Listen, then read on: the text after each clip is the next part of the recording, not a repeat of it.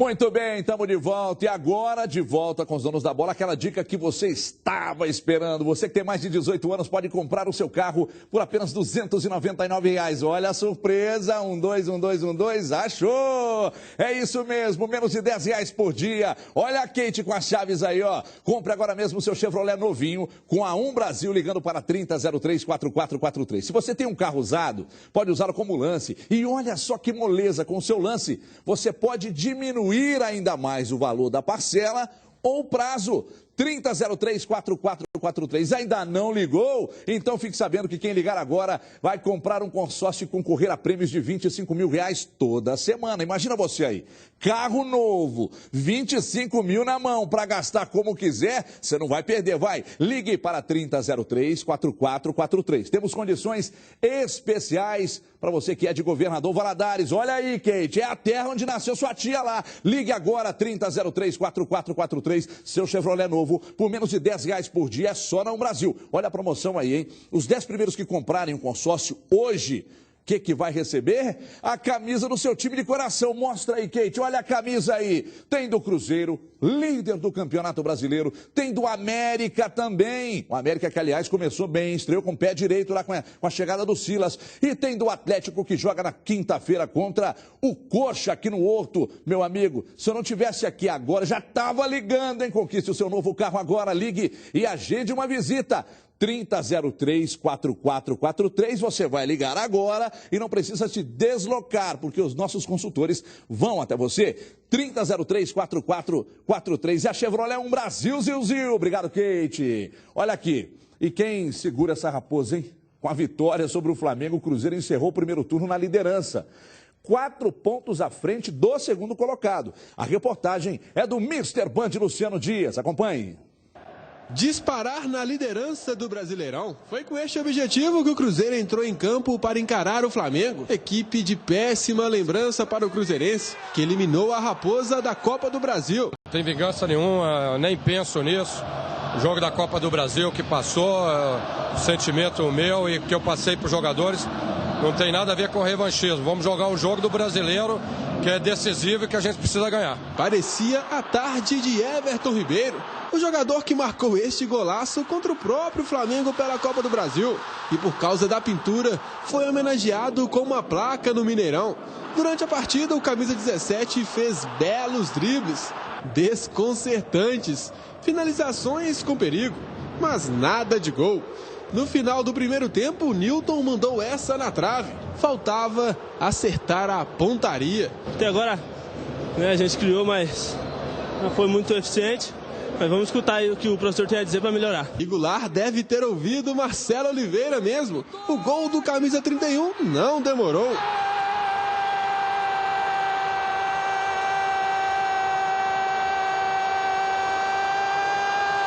Do Cruzeiro! Ricardo Goulart! Fico feliz de ter feito mais um gol aí, ajudar a minha equipe. Também quero agradecer essa torcida aí que compareceu, fez uma bela festa. Agora tem os pés no chão para que a gente possa começar bem no segundo turno. E Goulart teve outras chances de ampliar o placar.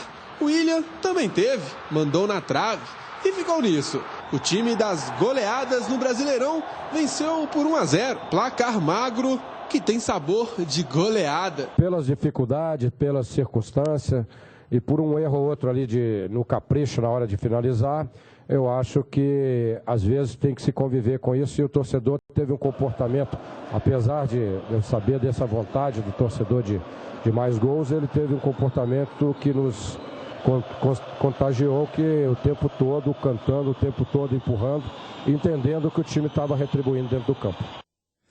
Bacana ver o estádio como estava ontem, né? 35.700 e alguma coisa, mas muito melhor que fosse mais, né? E já está provado por A mais B que ingresso barato lota estádio. Maracanã, Morumbi está sendo assim também. Então, eu entendo o lado do sócio do futebol, mas eu não ganho para pensar alternativa. Quem tem que pensar é a diretoria e a Minas Arena. Mas que tá difícil continuar vendo aquele espaço vazio ali, tá, viu? Pega mal, diminui a pressão, né? Eu não sei o que pode ser feito, mas tá complicado. Agora, essa sinergia que foi criada entre a torcida do Cruzeiro e o time pode fazer muito bem para esse time do Cruzeiro aí, que já está jogando fino da bola. Ontem mais um show do Pelé Everton Ribeiro, jogou muito ontem, não é? Não participou efetivamente de lances de muito perigo e tal, mas, poxa, aliás, participou, né? Porque deu aquela cacetada lá do meio da rua, naquela bela defesa do Paulo Vitor, belas jogadas durante o jogo, ou seja, está jogando realmente o fino da bola. Dimar Oliveira, mais uma vitória, mais 3 pontos, Cruzeiro segue firme rumo ao título, ou eu estou falando uma bobagem aqui, Dimar? Não, está corretíssimo, e lembrando que é o maior público da história do Cruzeiro neste Campeonato Brasileiro, que já mostra que a torcida está respondendo, isso é extremamente importante. A gente tem que dizer para o torcedor do Cruzeiro que a equipe está muito bem, a movimentação do Cruzeiro é muito boa. Claro que tem pontos e pontos que a gente quer que o Cruzeiro vá se acertando cada vez mais, né? Algumas situações que ele acabou mostrando em campo, por exemplo, o fato dos 2 goleiros trabalharem muito tarde, né? O goleiro do Flamengo foi trabalhar depois dos 20 minutos. O Fábio só trabalhou na segunda etapa, então você via que a criação e o jogo ficou muito pelo meio. Mas a evolução do Cruzeiro com a movimentação dos jogadores continua chamando muita atenção. O Everton Ribeiro, ele tem feito jogadas de craque, né? Tecnicamente ele é muito diferenciado, mas talvez ele precise ser um pouco mais objetivo em algumas situações, né? A gente sabe que ele tem esse potencial e ele tem que utilizar esse potencial, mas é preciso às vezes que seja um pouco mais objetivo. O próprio Marcelo Oliveira falou sobre isso depois da partida. Então, algumas situações o Cruzeiro ainda precisa acertar. Eu sou contra a galera que fala assim, mas defensivamente o Cruzeiro ainda precisa nada. Time que joga pra frente, naturalmente ele vai sofrer um pouco mais lá atrás. Mas não tá sofrendo. E a gente não viu perigo nenhum. Mas não tá sofrendo. Não é? Não teve essa recomposição defensiva do Cruzeiro. O Cruzeiro trabalhou muito bem, indo à frente e voltando. Claro que a marcação do Flamengo foi dura, claro que a equipe teve que se movimentar um pouco mais no segundo tempo, mas tudo é um aprendizado. E outra coisa, os adversários do Cruzeiro estão ficando pelo caminho. Isso também está muito claro. É muito interessante. Agora, o Brasil, são épocas distintas, são times completamente distintos, mas o Everton Ribeiro hoje ele é mais importante para o Cruzeiro do que o Montijo foi na época que esteve por aqui? Acredito que sim. Grande abraço a todos. Porque o Everton está fazendo parte de um encaixe, de um grupo, sem aquela de querer ser a estrela do grupo. Isso. E o Cruzeiro está conseguindo encontrar nesse futebol coletivo toda a sua força. Eu entendo que algumas coisas precisam ser melhoradas. Por exemplo, a finalização. Eu vi em alguns momentos os caras do Cruzeiro entrando na área e demorando a finalizar. O Ceará teve essa chance. De bola, o Borges pintou, podia ter batido de primeira, quer tirar o cara, quer tirar o outro. Vai perder. O próprio Everton Ribeiro, isso aconteceu. E com relação ao Egídio, que para mim ficou devendo, gostei demais do Ceará. Para mim, o Ceará foi um dos grandes nomes. Principalmente na esquerda. Na esquerda e no sacrifício, com a cabeça machucada. Você falou, Everton, muito bem. A torcida deu um show. A torcida foi sensacional, fez a diferença. Eu entendo, espero, acredito no Marconi Barbosa, na diretoria do Cruzeiro, que eles vão procurar uma alternativa para uma mobilização maior e uma presença mais efetiva do torcedor no campo. E o torcedor do Cruzeiro, da mesma forma, eu não estou falando nenhuma novidade, porque a gente falou isso na campanha do Atlético na Libertadores. Então me sinto à vontade de falar isso na campanha do Cruzeiro no Brasileiro. É hora do torcedor abraçar esse time. É hora do torcedor adotar esse Cruzeiro, fazer um caldeirão, um inferno azul no Mineirão e apoiar, como fez ontem. Mas espero também uma presença maciça do torcedor, espero uma alternativa. O Cruzeiro precisa ganhar dinheiro, precisa, mas que seja encontrado um caminho para atrair mais a presença de um público maior dentro do Mineirão. Agora, que o Cruzeiro está jogando fino da bola, tá. E fica a certeza. Pode tomar gol? Pode. Claro. Todos tomam.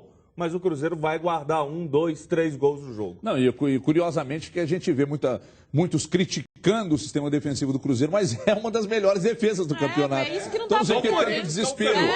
isso que não dá pra tanto desespero quanto a isso aí. O Cruzeiro está jogando muito. Agora, sobre essa questão dita pelo Júnior Brasil, que a torcida tem que abraçar, entendo que você tem razão. Mas a diretoria também precisa pensar juntamente com a Minas Arena como resolver o problema desses espaços. Principalmente a Minas Arena, de encontrar alternativa desse espaço. E a questão dos ingressos, né? O preço, ele leva, quando ele está mais baixo, ele leva o torcedor ao estádio. Já está sendo feito isso, né? A gente vai cometer uma inconfidência aqui, mas a gente já está acontecendo a negociação com a Minas Arena. O Cruzeiro está tentando resolver a questão, principalmente ali de frente, que fica para as cabines. Acho que esse é o caminho. Isso é para mostrar para o torcedor que o torcedor está indo, mas pode ficar tranquilo que a diretoria também também está E conversando é delicada com a essa situação, a gente não pode deixar de desvalorizar. E eu sou um grande incentivador do sócio-torcedor, se mirando no exemplo do Internacional, porque você tem um respeito àquele cara que é o sócio-torcedor e que paga ali. E aí você encontra uma outra alternativa melhor que a do sócio-torcedor, você complica aquele cara que é o seu cliente fiel. Então, é uma coisa que você tem que matutar, é difícil. E entendo que isso passa muito pela Minas Arena. Ô, Cadu, o Cruzeiro, a gente destacava também na semana passada aqui que o Cruzeiro pega os adversários que estão no G4 em casa.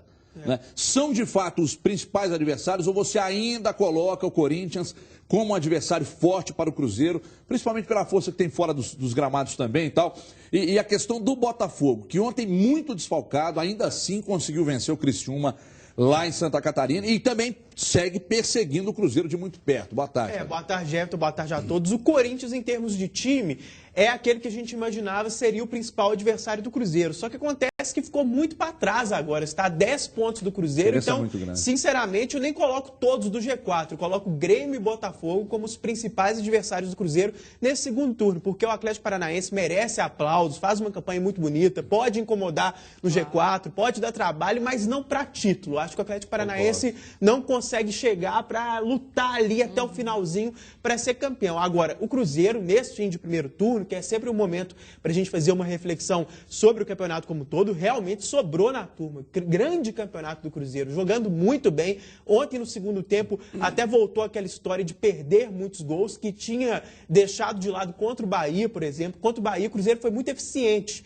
Criou ali mais ou menos o mesmo número de chances da equipe baiana e foi lá e guardou um bom número de oportunidades. Ontem o Cruzeiro poderia mais uma vez ter vencido com mais facilidade e errou tanto na finalização quanto naquele chamado último passe. Nem gosto muito desse termo, mas ali no momento de decidir, de dar o toque final, ficava rondando ali na área, tocava, às vezes tinha que tocar para a direita, tocava para a esquerda, alguns detalhes finais ali faltavam acertar. Agora o Cruzeiro está muito bem, acho que o Dedé está crescendo de produção. Sim. O Egídio ontem, não foi tão bem, eu concordo com o Júnior, e sei que não é o caso dele que eu vou dizer agora, mas também discordo de gente que critica demais o Egídio. Eu acho ele um grande lateral. Eu também acho ele faz um bom campeonato, repito, não é o caso do Júnior, o Júnior estava falando do jogo de ontem especificamente. E ele precisa se encontrar entre avançar e marcar. Esse é o problema aí.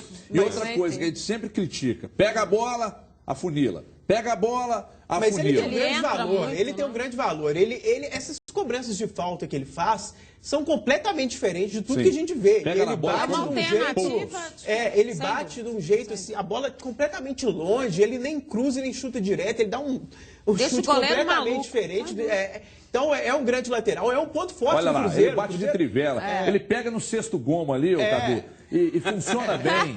É mais eu sou canhoto. Quando eu jogava bola, era mais ou menos assim. Pois é, então nós vamos ter que disputar a posição aqui. Nós três. O Fábio você é o zagueirão. Não, o zagueirão o quê, rapaz? Eu jogo com a 10. Então é o seguinte, ele pega no sexto gomo, então a bola pega aquela curva e aí ninguém segura. Agora é o seguinte... Só um detalhe aqui também. Só completar sobre o Egídio, mesmo sem fazer um campeonato espetacular, quem tem um lateral esquerdo melhor que o Egídio? Para mim, ninguém nesse campeonato. Não, exatamente. São posições carentes. As discussões nossas aqui, elas giram em torno disso. Os nossos laterais, eu não estou dizendo, por exemplo, no Atlético, o Richarlison improvisadão. Os nossos laterais, os titulares de Atlético Cruzeiro, Júnior César, o Marcos Rocha, o Mike e o Egídio são os melhores laterais do Brasil. Aí sempre vai ter aquele cara que consegue enxergar o copo meio vazio e vai falar: eu não suporto ouvir isso, cara. O campeonato está nivelado por baixo. O campeonato está nivelado por baixo, mas se o Corinthians estivesse liderando, todo mundo... olha esse campeonato. Não, são dois distintos. Agora aqui, para mim, quando o Cadu vira e fala do Atlético Paranaense, eu concordo plenamente, da mesma forma o Botafogo. E aí, qual que é a definição que eu dou desse campeonato brasileiro? Para mim é muito claro. Primeiro turno é de quem tem um bom time, o melhor time. Segundo turno é de quem tem elenco. Superação então, isso também, né? Fica evidente. É uma boa notícia pro Cruzeiro. Primeiro o único time que tem dois times. Segundo turno é quando abre o bico, é quando o cara machuca, é quando o cara é suspenso. Então, segundo turno é diferente.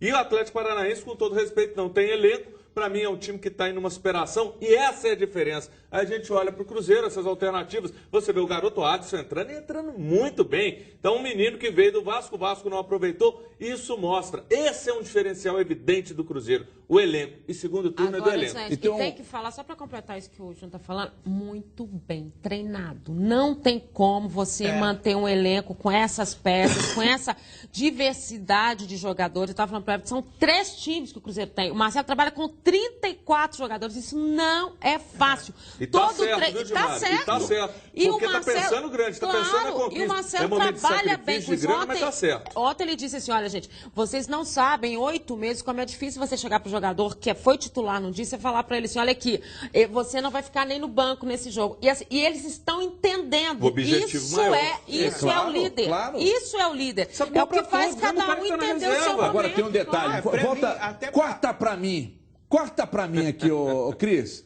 Rolou um papo no sábado de que o Bahia buscaria o Michel, lateral direito do Atlético, o Luca e o Luca aqui, dos dois nossos aqui, de Cruzeiro e Atlético.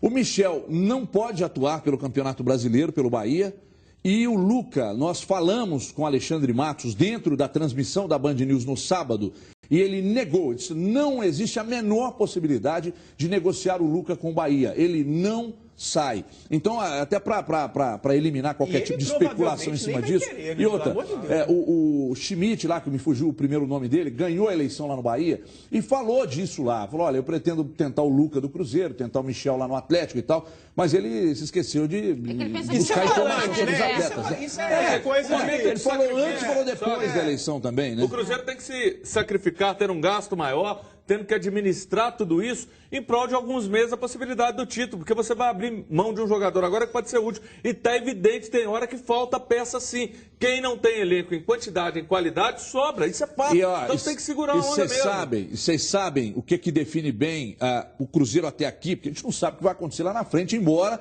a gente acredite que o Cruzeiro está no caminho certo. Planejamento bem feito. Falando nisso, deixa eu levar para o outro lado da lagoa.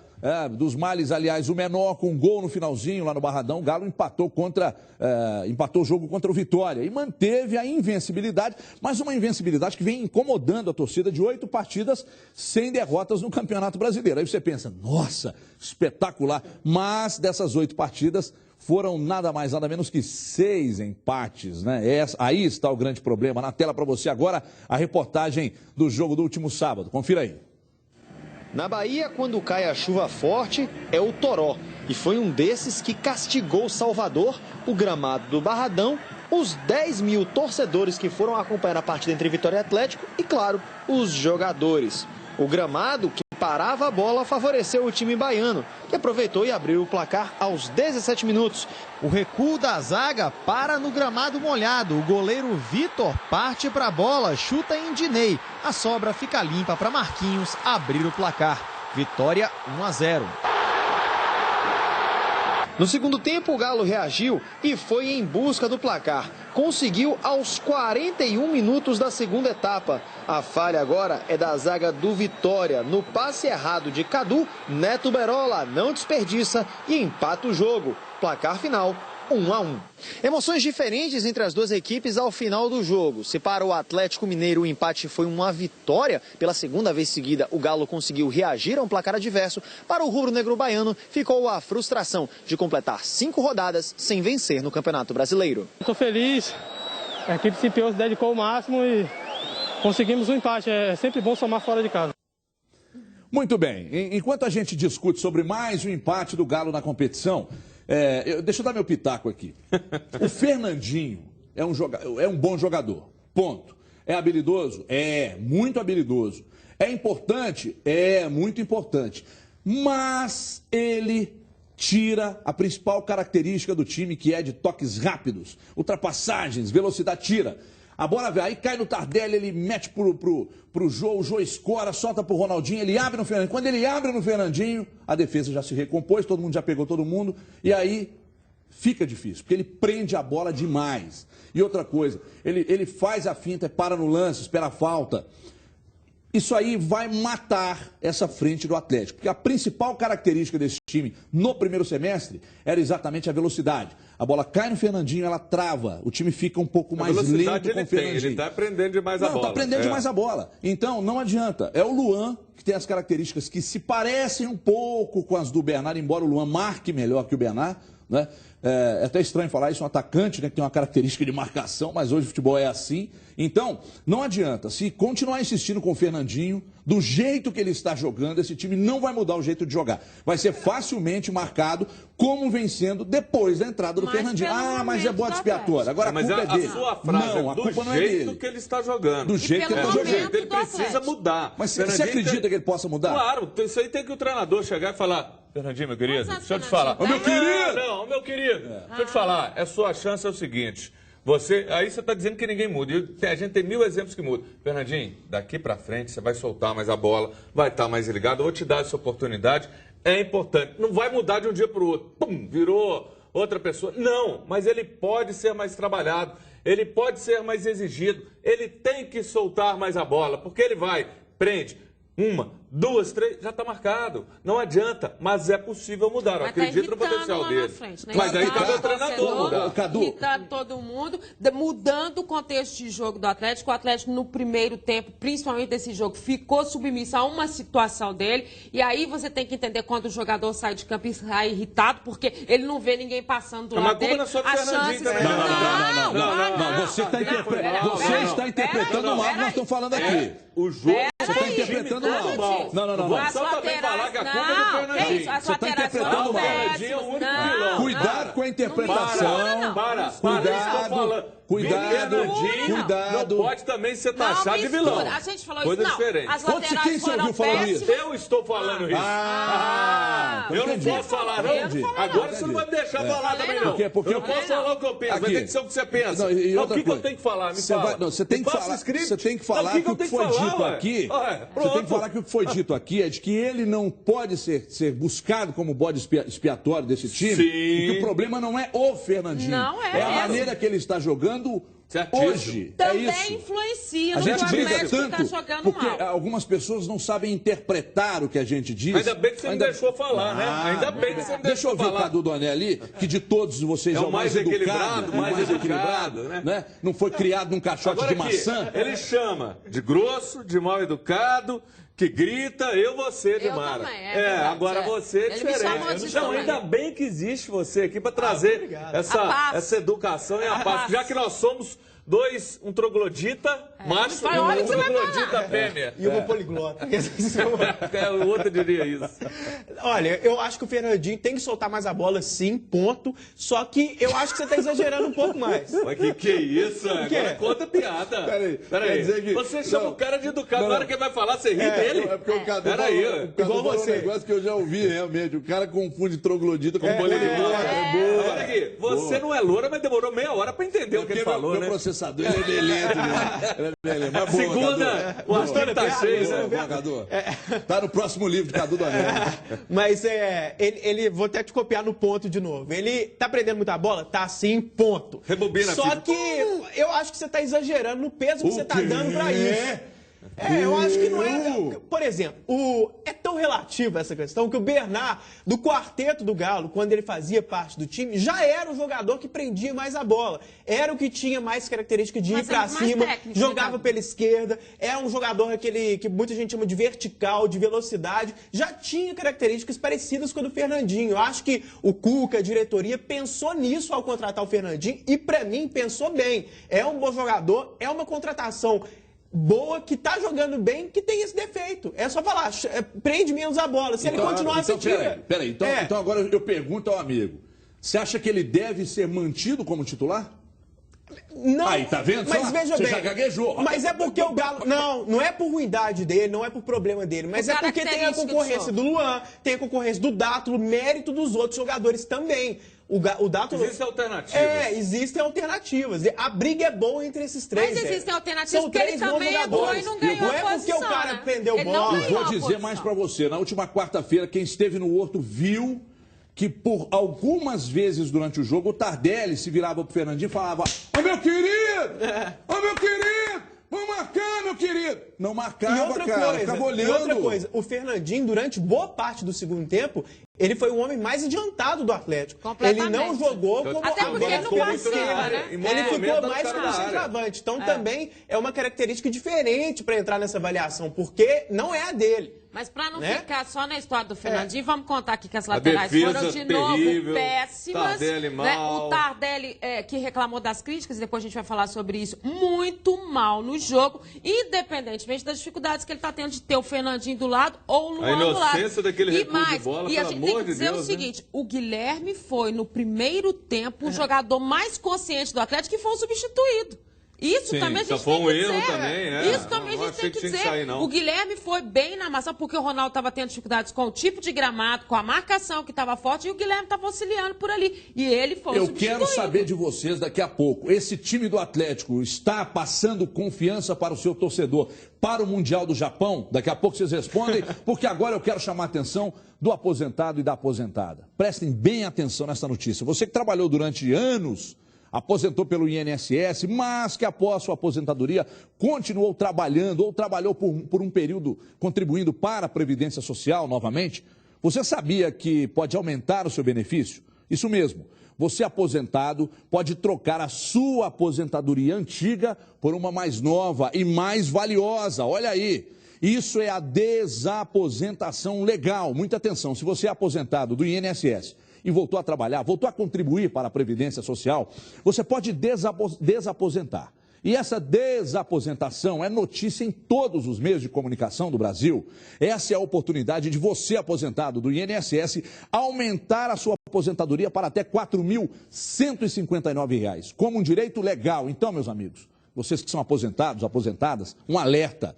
Corra para ter o seu direito garantido e o seu ganho maior, como já fizeram milhares de pessoas. Mas atenção, isso é importante, o prazo está acabando, preste muita atenção. Se você aposentou pelo INSS e voltou a trabalhar contribuindo para o INSS, ligue nesse número que aparece na sua tela.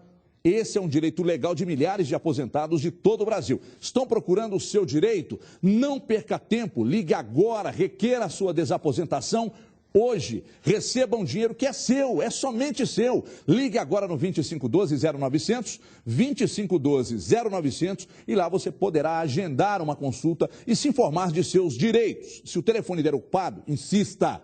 Não perca mais dinheiro, você pode aumentar a sua aposentadoria para R$ 4.159. Corra, meu amigo aposentado, corra, aposentada. Se não der para correr, vai andando, mas não perca tempo. A sua desaposentação está pronta e pode ser feita hoje. Faça como milhares de aposentados em todo o país. Ligue agora, 2512-0900, 2512-0900, plantão de atendimento. Ligue agora, 2512-0900. Daqui a pouco vocês me respondem sobre o Galo, porque após a vitória sobre o Flamengo, os jogadores do Cruzeiro e o técnico Marcelo Oliveira também comemoraram a vitória e a liderança contestada por muitos ainda. Veja aí. Vitória dá moral para a sequência do campeonato. É, uma vitória importante. Jogando em casa, a gente tem que fazer nosso papel jogando em casa, tem que buscar a vitória.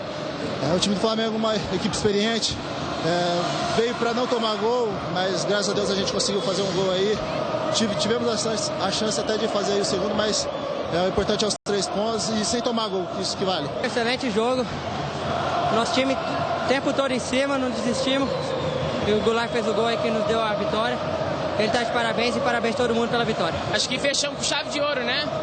Sabemos que não tem nada definido, mas esse é o caminho. A equipe está bem concentrada, com um espírito muito bom. Agora é descansar e para o jogo de quarta aí, que é importante também. Criamos a partir de um elenco bom, um clima muito bom no clube. Estabelecemos objetivos importantes, de que administramos pequenas vaidades às vezes, e isso faz parte do futebol e esperamos que o Cruzeiro seja tão determinado quanto foi nesse primeiro turno, né? E com essa pontuação expressiva que nos dá uma condição boa aí para frente. Marcelo, parabéns, Marcelo, pelo trabalho. Você realmente está fazendo um trabalho impecável aí no Cruzeiro. Fantástico o trabalho do Marcelo. Eu que quero te perguntar. Daqui a pouco tem Léo Gomide falando sobre a questão da tuitada do Tardelli, trazendo mais detalhes também sobre a chegada do Atlético no aeroporto de Confins. Em instantes. Eu quero te perguntar, porque você está generalizando, falando que muitos não reconhecem o Cruzeiro. Quem que é o babaca que não está reconhecendo a liderança do Cruzeiro. Quem que é o babaca aí? Fala, dá um nome. Dá um nome. São os babacas do Rio, de São Paulo, que não enxergam o futebol mineiro, que é campeão da Libertadores e é líder do Brasileiro. Mas revolta, a gente fica indignado com esses caras de lá. A partir do momento que o cara vê o Cruzeiro com 10 pontos de frente, com números altamente expressivos e ainda acredita que o Corinthians vai chegar, vai passar na bola, ou não passa. Quem que é? O Ulisses Costa é um deles. É o Ulisses Costa, que é nosso companheiro de banho, é um deles. É o irmão do Moça lá, né? Deve ser, né? Não, o Moça, ele não tem irmão. Agora é sério. O Ulisses não tem irmão dele. Não é só ele não. Não é só ele não. Escuto outras rádios, outras emissoras. Deixa eu te falar. Várias pessoas ainda não têm no Cruzeiro um time para ser campeão. Ou seja, o pior cego é o que não quer enxergar. É o Náutico que vai ser o campeão, é o Náutico. Quem fala isso, ou mesmo quem diz que o campeonato está nivelado por baixo, não enxerga que se a gente for comparar o Cruzeiro líder atual com os 2 últimos campeões, pelo menos, o Cruzeiro tem números melhores, faz mais gols, joga um futebol mais bonito, tem mais saldo de gols.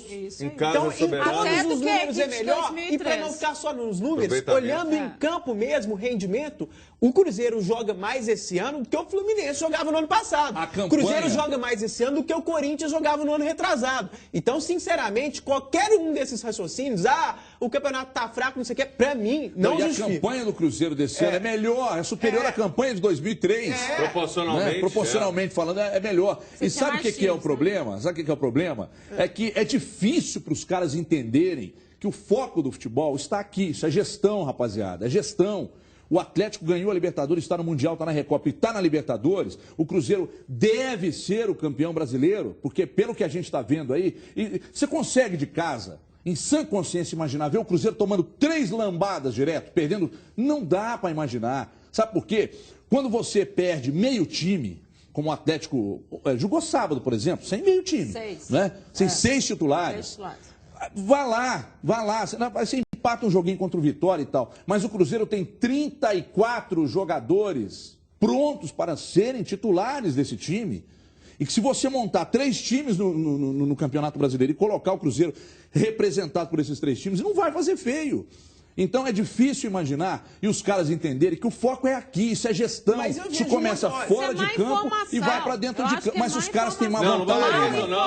Aí vem um cidadão aí, que eu não lembro o nome dele, não faço questão de lembrar, dizer, isso é complexo de vira-lata. Não é, cara. Os caras não admitem que aqui tem futebol. Os caras valorizam mais o empate heróico, sensacional, extraordinário do Corinthians contra o Forte Náutico do que a vitória do Cruzeiro. Mas a torcida do Corinthians não achou não, senão não tinha vaiado e feito o que fez lá. Mas a imprensa é muito lá do Rio e São Paulo. Mas é isso que eu tô dizendo, é má informação, a gente está cercado de gente que é mal informado. Porque nós, quando falamos do Corinthians, falamos do Internacional, a gente procura saber o que está acontecendo de verdade. E o Sul sofre a mesma coisa. Eles não fazem a mesma Inter e Grêmio, tá? A gente tem que dar a mão para eles, que eles sofrem a mesma coisa. Mas também não enxergam, que nós temos hoje o melhor futebol do Brasil. Isso é Renato Gaúcho. Não enxerga. Porque a imprensa lá é muito conscienciosa, enxerga assim. É uma imprensa que tem até um grau diferente em termos de cultura, enxerga assim. Só que, claro, eles são muito apegados às suas raízes, de uma maneira muito evidente. Mas não dá para comparar, não. A gente faz isso aqui. A gente defende aqui Cruzeiro e Atlético e América. A gente defende. Agora, esses babaca de Rio e São Paulo, eles não conseguem enxergar que não existe mais esse reinado de Rio e São Paulo. Não existe, acabou, isso mudou. Eu tô vendo muita gente do Rio e São Paulo elogiando o Cruzeiro, colocando o Cruzeiro como favorito. Eu acho importante ressaltar isso. Eu concordo que muita gente não faz isso. Né? Eu concordo que muita gente não enxerga Minas, não é o Cruzeiro, o Atlético, os dois. Só que eu vejo muita gente elogiando. Ontem eu vi gente que não tinha o que falar do futebol do Cruzeiro, falou que achava que a camisa não estava boa, com aquele negócio branco.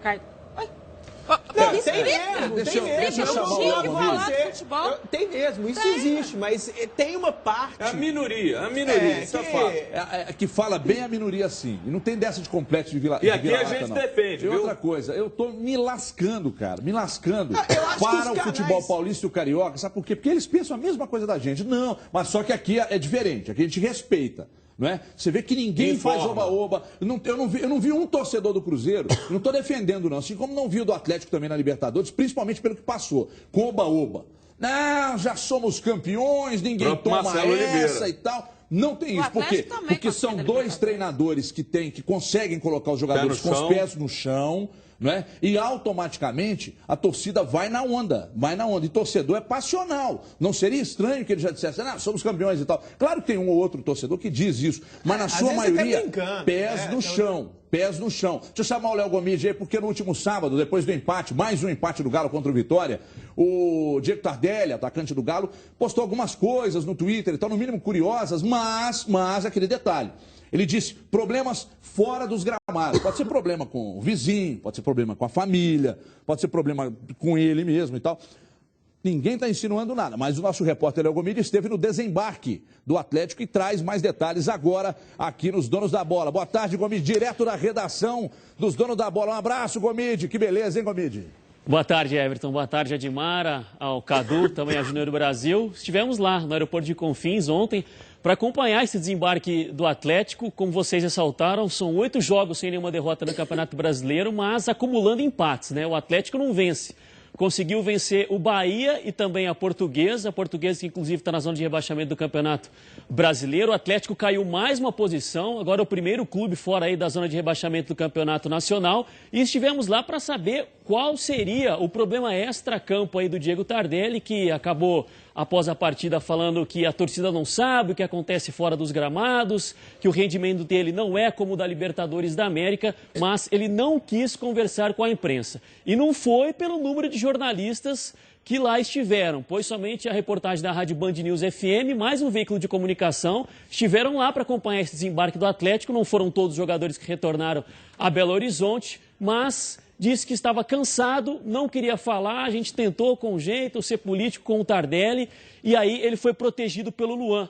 Falou, não, respeita aqui o Tardelli, o jogador está cansado, a viagem foi longa, o jogo foi desgastante. Então, fica aí essa interrogação, qual seria o problema do Diego Tardelli, que também não está 100% feliz com a torcida do Galo. Diz que são aí... Com parte da torcida, né? Parte, né? Meia dúzia aí que cornetam aí o Diego Tardelli quanto à queda de produtividade dele no Campeonato Brasileiro. Então, com certeza, ao longo dessa semana, ele vai ser votado pela imprensa para dizer qual que é o problema que afeta o futebol dele dentro de campo. Como dissemos, não foram todos os jogadores que voltaram, o Vitor não veio, o Ronaldinho Gaúcho também não retornou, até porque as atividades começam hoje à tarde lá na cidade do Galo, pelo menos com uma boa notícia para o torcedor e para o técnico Cuca, né? Enfim, o Leandro Donizete, quem sabe, pode ser relacionado para a partida contra o Curitiba na próxima quinta-feira. Fez um novo exame de ressonância magnética, nada foi constatado, inclusive, nesse último final de semana já trabalhou fisicamente na cidade do Galo. Vai depender de uma conversa com a comissão técnica para saber se vai para o jogo quinta-feira. Pode ser meio precoce,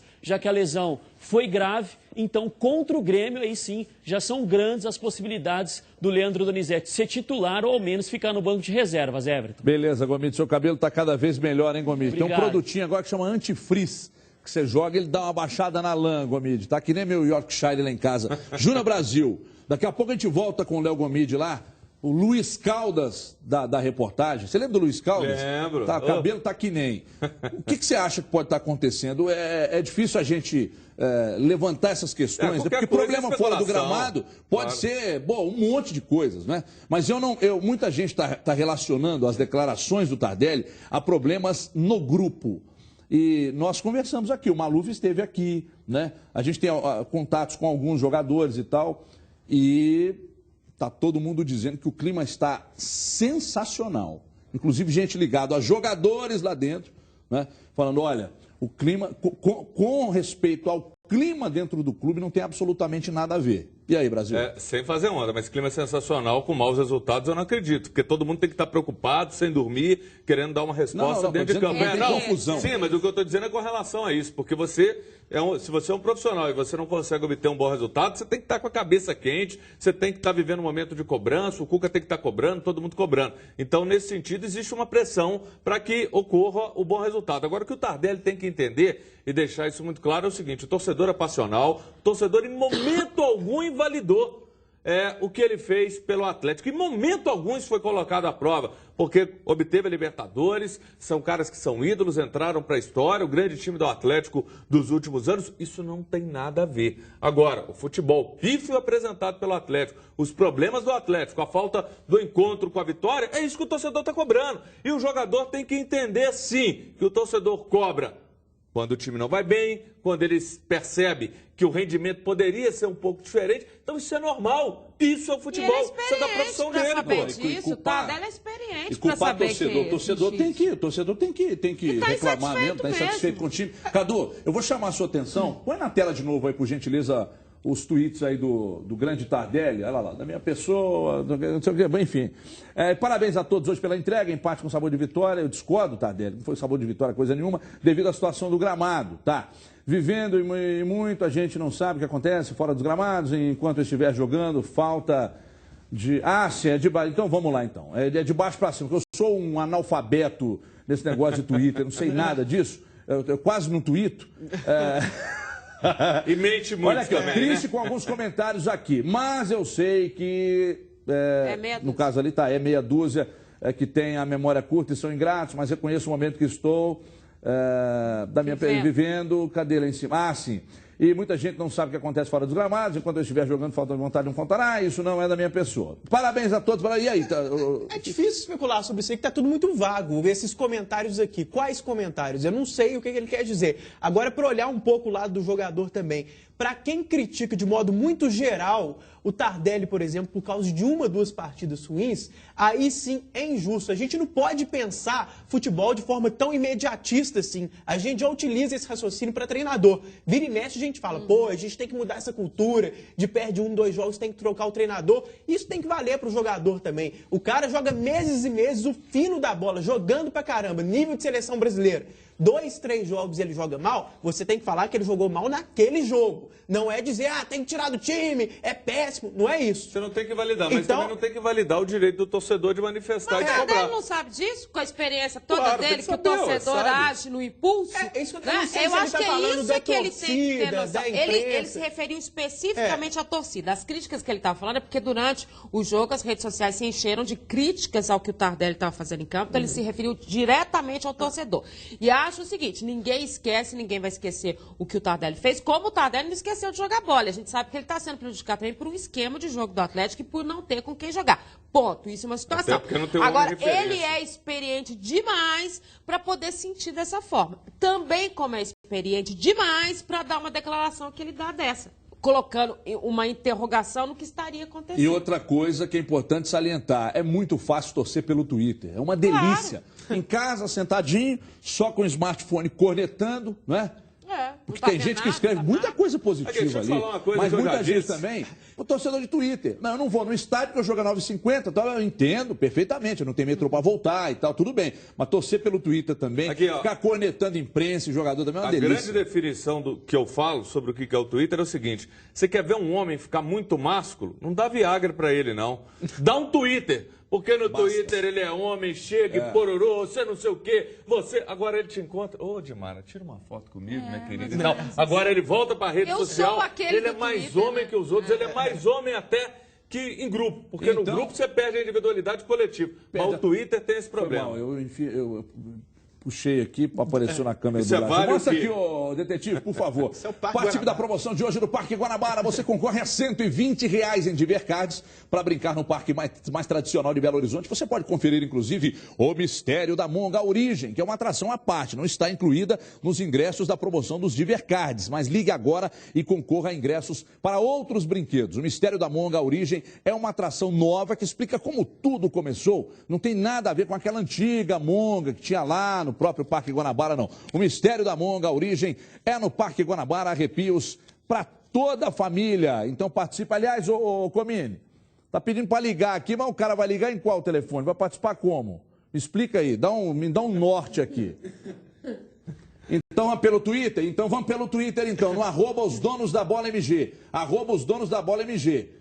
Ok? Você deixa lá o seu nome e tal, participe da promoção no Parque Guanabara. Você pode levar, então, R$120 em Divercards para brincar com toda a família, ok? @osdonosdabola_mg. Um rápido break, rapidinho, 2 minutinhos só e a gente já volta na sequência. Tem mais Léo Gomide trazendo as novidades do Galo para quinta-feira. Tem mais Cruzeiro e mais Atlético e também a situação da polêmica de Juiz de Fora, onde o massagista invadiu o campo e tirou o gol que poderia dar a classificação ao Tupi. Em 2 minutos, até já.